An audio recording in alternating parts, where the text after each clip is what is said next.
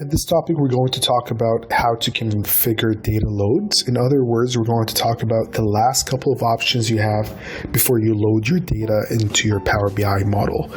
A couple of housekeeping items. I'm going to delete these last couple steps where we were naming these columns because I like our original column names. And also from previous video, we had brought in the warehouse onto the stock items table. We don't really need that, so I'm going to get rid of these last couple of steps to basically just have pretty much our standard stock items table with that one replace value step. So from here, we now have these queries brought into our Power Query, and we can close and apply and bring in the data based on how we've made these transformations. We do have a couple of options available to us in case we don't need all these tables refreshed. So for example, we've actually already talked about how to disable the load of our warehouse table in case we don't necessarily need the table brought into our Power BI model.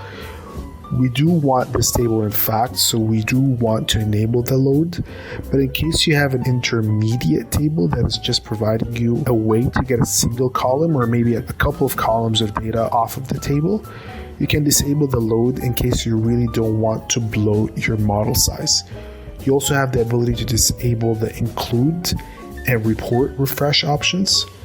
So if we were to click that and click back on it, we see that it's now checked, and that would mean that we initiated a refresh from Power BI desktop. This table would not be refreshed.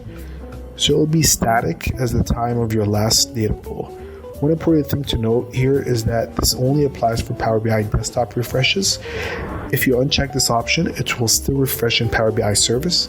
I'm not sure why this works exactly the way it works, but as of right now, Power BI services will refresh all of your queries, regardless if you have this including report refresh option checked or enabled load option check. So do keep that in mind.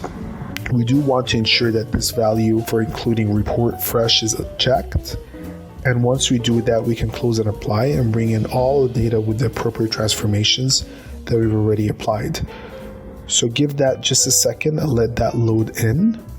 You can see that it's pulling those rows from our database. And if you look closely, like it's not doing anything for a little bit after these rows are loaded, it's because it's applying those Power Query transformation directly to the rows that's already loaded in.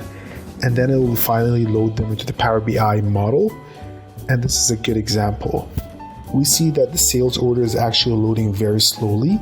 We have a lot of orders in that order table, but it's loading slowly because we've pulled a lot of logic in Power Query in order to replace some values and do some things. So it's not able to connect the orders table very quickly. So in the next video, we're actually going to tackle this problem and speed it up a little bit.